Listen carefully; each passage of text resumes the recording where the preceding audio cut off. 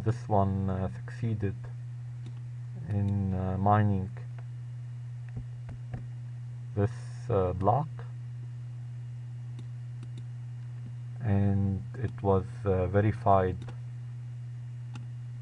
by the other 3 peers.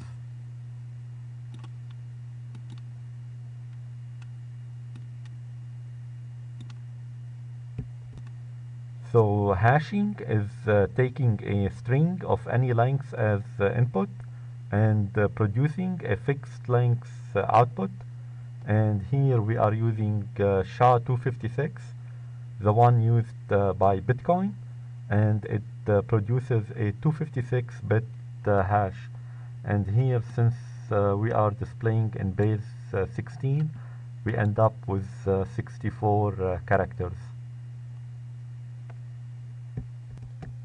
Now, for the purpose of this simple prototype application, we are taking the username plus the timestamp plus a continuously varying nonce and hashing those, and the proof of work is to have this hash be smaller than the max bound, and this is the max bound.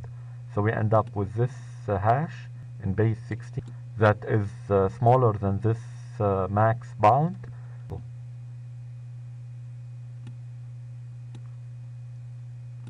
And this was the first peer that successfully produced that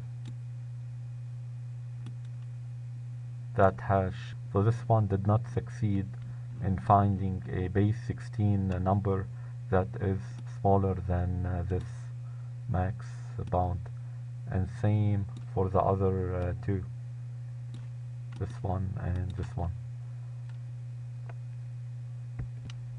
So the proof of work is a piece of data which is costly and time consuming to produce, but easy for others to verify. So each one of the peers keeps trying until it succeeds or receives and validates a proof of work from another peer. Now if it succeeds, then it sends its username, timestamp and nonce to all other miners. And this is what this one did. It sent